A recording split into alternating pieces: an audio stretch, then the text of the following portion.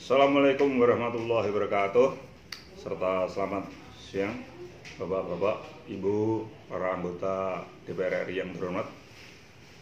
Pada kesempatan ini saya hanya ingin konfirmasi saja tentang tugas dari anggota DPR, khususnya Komisi 6 dan Komisi 7 terkait dalam operasional PLN.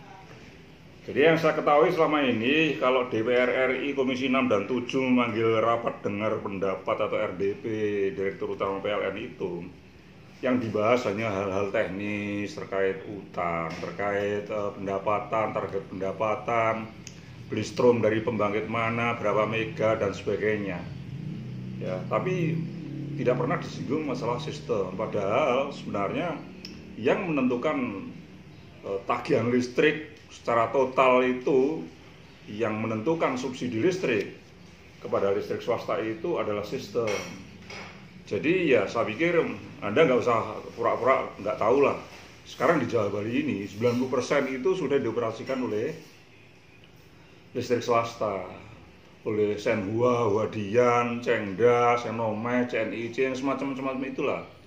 Ya adalah Mitsubishi, Kansai, Hyundai, tapi mayoritas yang saya sebutkan tadi. Ya apapun, kalau listrik swasta asing dan asing ya seperti itu, dan kemudian mereka itu bekerja sama dengan para oknum, apakah itu oknum Menko, oknum Menteri, bahkan jangan-jangan oknum DPR pun ikut juga. Lah kalau sudah seperti ini, rakyat mau berlindung siapa? Karena faktanya dengan kemudian Jawa Bali dioperasikan oleh listrik swasta semua, hampir semuanya, 90%. Kemudian subsidi listrik tahun ini itu akan keluar 150 triliun. Ya, jadi dari media pada saat DPR RI undang Direktur Utama PLN Juni kemarin, 17 Juni, itu Direktur Utama ngaku ada defisit 38,8 triliun. Kemudian Bu Menteri Sri Mulyani pada saat Zoom meeting dengan IPB itu mengatakan mengeluarkan dana 61,8 triliun untuk April sampai September, 61,8 triliun. Kemudian ada penyertaan modal negara PMN setelah pertengahan Juli yaitu 5 triliun. Artinya di total dari Januari sampai September sudah 106 triliun. Ini kalau dihitung sampai Desember secara linear berarti 140 triliun.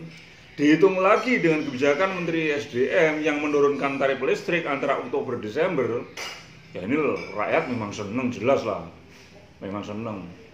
Jadi semuanya 150 triliun, rakyat seneng. Tapi ini semua kan utang, yang artinya nanti di 2024 pada saat pergantian rezim, pergantian kekuasaan, kalau kemudian tiap tahun dikeluarkan 150 triliun, ini 750 triliun itu hanya untuk PLN, belum yang sektor lain. Seperti itu. Yang itu nantinya juga akan rakyat juga yang menanggung. Nah, sekarang ini yang pesta pora dengan adanya subsidi-subsidi seperti ini kan, faktanya ya ada oknum Menko, oknum Menteri, mantan Dirut, mantan Wakil Presiden dan sebagainya. Ini saat ini mereka lah yang menikmati. Nah, sehingga pada kesempatan ini saya ingatkan ya bahwa di Jawa Bali memang sudah terjadi multi buyer multi seller system. Sudah terjadi mekanisme pasar bebas sesuai dengan teori MBMS. Yang saya tahu persis lah, Komisi 7, Komisi 6 tahu semuanya ini. Anda jangan termakan provokasi dari para pengamat listrik yang liberal yang mengatakan bahwa kalau listrik itu dipersaingkan seperti pesawat, ada Garuda, ada Lion Air, ada Citylink, ada Batik Air, ada Deraya dan macam-macam, kemudian tiket pesawat turun atau dipersamakan dengan telepon, Telkom, kemudian saat kemudian disaingi dengan adanya Telkomsel, Satelindo, ProXL dan sebagainya, maka harga pulsa turun. Itu kalau komoditas pesawat, tiket pesawat maupun telepon ataupun komoditas yang lain pada umumnya, misalnya cabai rawit, harga daging sapi, di mana di daerah kami kemarin masih jarang pedagang, harganya tinggi, begitu disaingi turun. Tetapi untuk listrik tidak seperti itu, karena listrik ini mengandung karakter, yaitu infrastruktur, dan juga memiliki sifat exclusive right sesuai teori Hart-Epler. Mestinya anggota DPR ngertilah ini semua. Jangan kemudian gebyah-uyah ibaratnya orang sono bilang, kemudian listrik dipersaingkan. Sekarang ini 90% sudah bukan PLN lagi, sudah yang nyanyi itu mestinya kan murah. Tapi mengapa sekarang ini malah kemudian tarif listrik, malah subsidi listrik yang biasanya oleh PLN 50 triliun sekarang menjadi 150 triliun. Jadi melonjak. Ya karena apa? Exclusive right kalau dipegang oleh negara bisa untuk etatisme, tapi pada saat dipegang oleh swasta ini bisa untuk bancaan, pesta pora. Jadi sekarang ini pesta pora yang menikmati subsidi sebenarnya bukan rakyat hanya 50 triliun seperti biasanya itu. Yang 100 triliun ya para oknum menteri, oknum menko, jangan-jangan itu anggota DPR juga, oknum-oknum yang lain seperti itu. Ini yang menikmati subsidi yang 100 triliun itu, yang di luar dari kebiasaan. Jadi dalam hal ini kami sebagai rakyat menagih janji pada anggota DPR yang 5 tahun kami pilih. Di mana tugas Anda sebagai pengawasan di sini?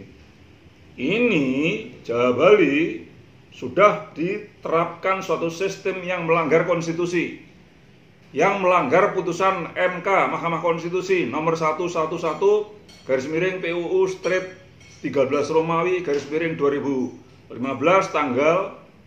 tanggalnya sekitar tanggal 2015 juga. Ini kami menagih itu. Sistem yang terjadi sekarang ini adalah melanggar konstitusi. Konstitusi adalah aturan, adalah sesuatu yang benar dan salah, sesuatu yang dibolehkan dan tidak. Jangankan negara yang diatur konstitusi. Kemarin di tetangga saya itu melanggar aturan RT, di mana suaminya seorang asing kemudian membuka restoran. Itu melanggar aturan RT, kemudian didatangkan polisi jadi ramai juga. Itu melanggar aturan RT, tingkat RT. Bagaimana kemudian yang melanggar aturan negara? Ini yang mesti kemudian saudara-saudara anggota DPR dipermasalahkan. Mestinya seperti itu. Kami sebagai rakyat minta perlindungan kemana kalau tidak kepada Anda-Anda sekalian? Kemana kalau bukan kepada Menko dan para menteri itu? Jangan malah kemudian Anda-Anda ini ngobyek, kemudian kepentingan rakyat ditinggalkan.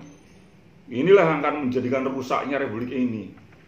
Demikian, mohon agar para anggota DPR care terhadap masalah ini. Mohon maaf apabila ada kesalahan. Billahi taufiq wal hidayah. Wassalamualaikum warahmatullahi wabarakatuh.